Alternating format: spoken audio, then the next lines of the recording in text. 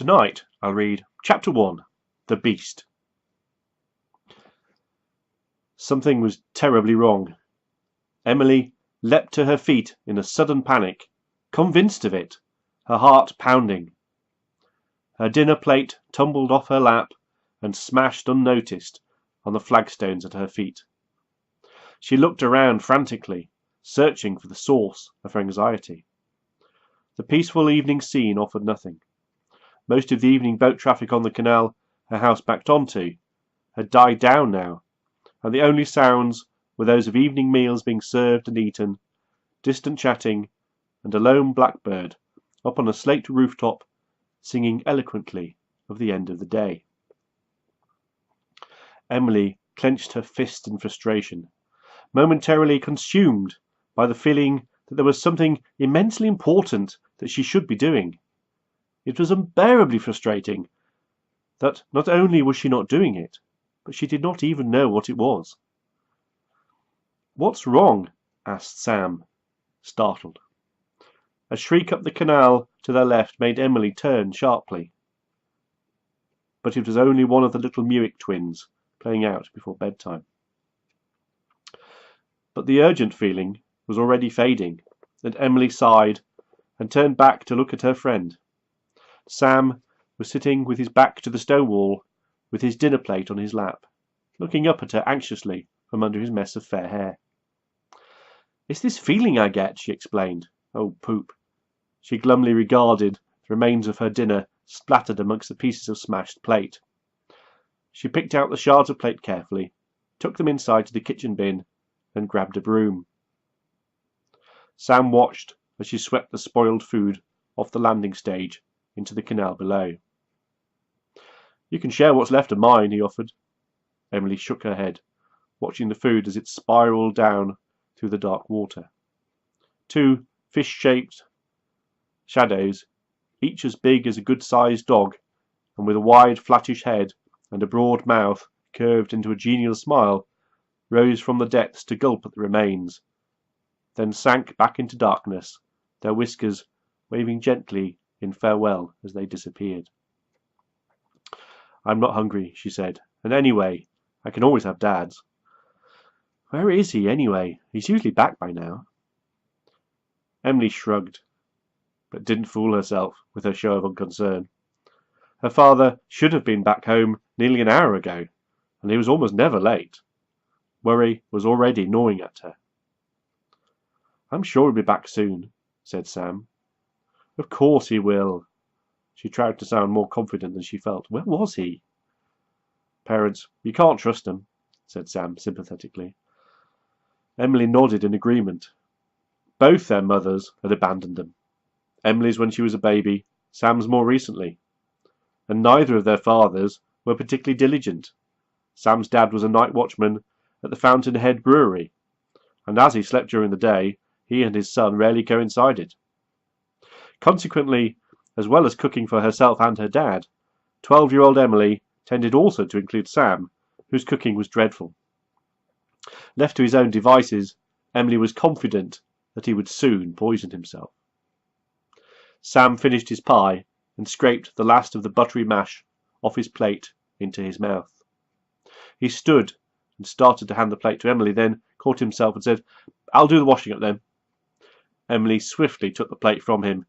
"Save yourself for a night when I haven't already dropped mine." Sam grinned. Emily took the plate indoors and put the kettle on. "Is he all right, your dad?" asked Sam, standing in the doorway. "He seemed a bit, strange lately." "You thought about what he said and amended it to, well, stranger." Emily busied herself making 3 cups of tea, including one for her dad, on the illogical basis that if there was a hot drink waiting for him, he would have to arrive home in time to drink it before it went cold. She shrugged. "He gets obsessed with things," she said. "He spends a lot of time in his study looking at old maps. He's into local history, old buildings and stuff. Then he goes out and studies them." "He looks tired." Emily nodded. "He studies them a lot." "Doesn't sleep much." She was always worrying about her dad, not least because there was no one else in the family to do it. But Sam was right. Recently her dad had looked stressed and ill, so him not being home on time tonight was a bigger worry than usual. They took their tea out onto the small landing stage that connected their two houses and provided mooring for the family boats. Emily's own kayak, the Linnet, was tied up against the house wall, leaving space for her dad to moor his launch when he finally returned home. "That's weird," said Sam, looking down into the water. "What's that?" "Look at the fish." Emily peered down into the dark water and saw fish of all kinds, small and large, spiky perch and razor-toothed pike, slow-moving carp and sinuous eels, silvery rudd and roach and chub, were all streaming through the water past them. As she watched, a shoal of minnows leapt out of the water in the centre of the canal and then dived back in again, spattering the surface like glittering raindrops. In the depths she caught sight of the dark, slowly undulating shapes of the two catfish as they rose to join the strange procession, and she felt a sudden chill as she watched them disappear from view. "What do you think they're doing?" "Maybe somebody's feeding them?" Sam didn't sound convinced. "I just did. Did you see those minnows jump out of the water?" As she said it, another shoal did the same, scattering over the surface of the water like a handful of thrown sand. They only do that if they think something's going to eat them. Sam turned to her in excitement. "That's it." "What is?" "They think something's going to eat them." "Like what?" "Like that thing that was in the paper." Emily shook her head.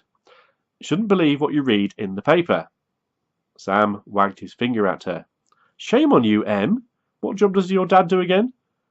Emily said reluctantly, "Editor. He edits the paper." "There you go." What was it anyway? She knew already what he was going to say. It was the most popular story in the Inquisitor. The beast of the backwaters! What else would be scaring the fish? Emily cringed. It was the sort of story that her dad read in the paper during the summer, when not a lot else seemed to be happening. "It's got to be that, right?" said Sam enthusiastically. "They reckon it's a huge, scaly thing, enormous. The paper made a big thing about how people were afraid to go out on the water anymore, and demanded immediate action from the mayor." "Forget it." Emily dismissed it with a shake of her head. "It's a silly season story." Sam wasn't to be put off so easily. "There was a photo of the beast in the paper." That was a very blurred photo of somebody's dog. It was in the water. The dog was swimming. It had a severed arm in its mouth. That was a stick. Dogs do that, carry sticks, even in the water. Sam shrugged. One dodgy photo doesn't mean the thing doesn't exist. My dad said it was nonsense, and I was not to worry about it, and he should know. He should tell the fish that. They're really upset about something. Emily had to admit that Sam was right about that. All kinds of fish continued to swim frantically past them. Looking up the canal in the direction they were coming from, Emily couldn't see anything that might frighten them. The evening was still and clear. The early autumn sky was cloudless and silvery.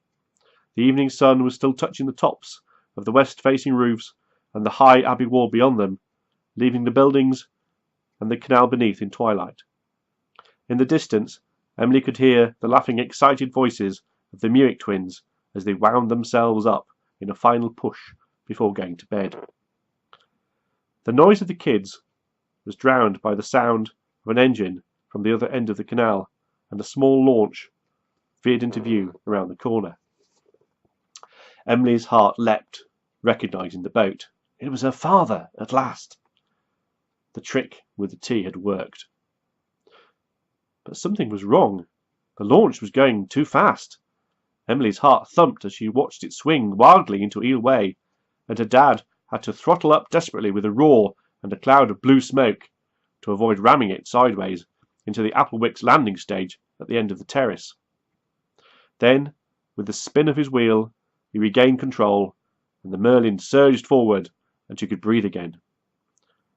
He powered down the canal towards home, leaving a running backwash that broke noisily against the houses behind him, and which would no doubt prompt a flood of letters to the editor in the morning about how inconsiderate driving on residential canals. Eric kept up speed until he was within a stone's throw of the landing stage. Then he reversed the engine harshly, churning the water into a boiling froth at the Merlin's stern, and drifted up to the landing stage and turned off the engine. Emily caught the mooring rope that he flung to her, and she secured it to a bollard. Before she'd even finished tying it, Eric had leapt off the launch onto the landing stage beside her and dashed into the house.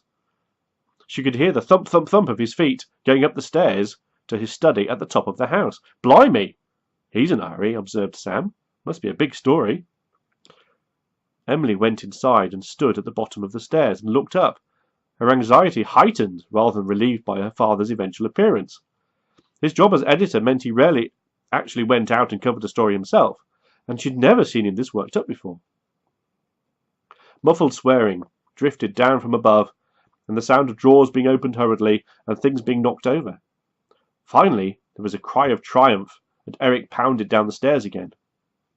His normally curly fair hair was dark with sweat, and his thin face was flushed, and the thin scar on his side of his face was pale. His expression was odd. "Dad, what's—" started Emily as he thundered down the last flight towards her, but Eric barely slowed as he went past and headed outside again to the launch. He was holding something thin and twiggy in his hand, a strange object that Emily didn't recognize, the thin dark arms almost forming a star shape, 3 spreading forward, 2 backwards. "Sorry, Em, big story. Back later. Don't wait up." She followed him outside. He untied the mooring rope from the bollard and threw it onto the launch, then leapt aboard. "Can I come, Dad?" Even if she had to stay out of the way on the launch whilst he did his job, at least she'd get to talk to him on the way there and back. Eric stopped in his tracks and looked horrified. "No, no way, definitely not." He said it so vehemently that Emily actually stepped away from him. Eric shook his head, then said more calmly, No, sorry, Em, it's too, there might be things that 12-year-olds shouldn't see." She stared at him, confused. What was he talking about? What was dangerous? He frowned back at her. "Promise me you'll stay here." He looked so agitated that she immediately nodded. "Of course, I promise." He nodded and looked relieved. "Good. I've got to go. I'll be back later. I'll see you in the morning." He started the engine, and the Merlin nosed forward. "Love you, Dad," called Emily, but he didn't hear her, and soon the Merlin was far up the canal, and then around the corner and out of sight. Emily stood on the landing stage, stunned. She had never seen him like that. His expression had been very odd indeed. Her heart went out to him. If he was in danger, then— A door banged shut behind her, and she turned to see Sam locking his front door. He put the key in his jeans pocket and grinned at her. "Are we going to follow him then, or what?" "I promised him." "And?" "Of course we're going to follow him. You can't trust him, right?" And that's the end of chapter 1. Good night.